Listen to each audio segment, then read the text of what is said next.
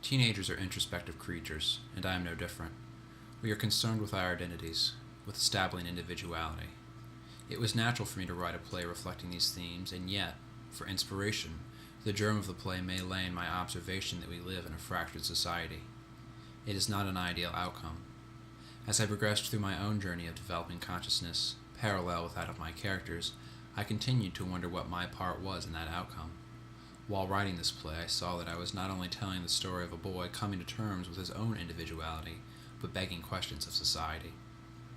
I started Santiago in a Day of Dreams in June of 2003 while I was taking a playwriting course at Interlaken Center for the Arts.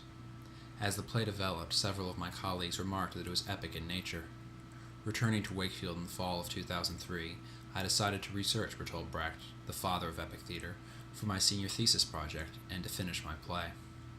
Bertolt Brecht was born February 10, 1898 in Augsburg, Germany, where he grew up in an upwardly mobile household.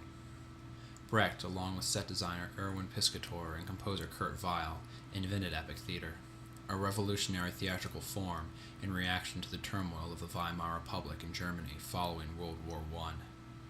Brecht studied Marx and Schiller during the Bauhaus movement, an artistic movement in Germany during the Weimar Republic that endeavored to reconcile functionality with art.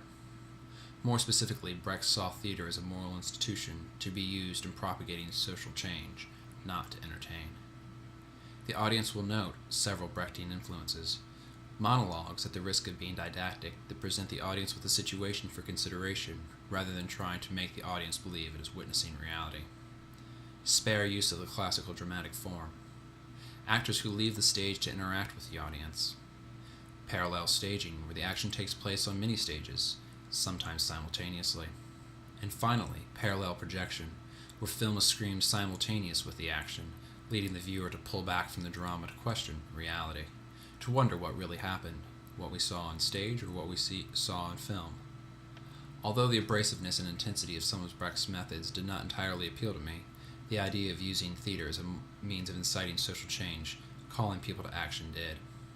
In finishing the play, I sought a balance between epic theater and the dramatic theater in order to ask questions effectively of society, tell the story of a boy's interaction with the rest of the world, and him pulling himself through self-realization.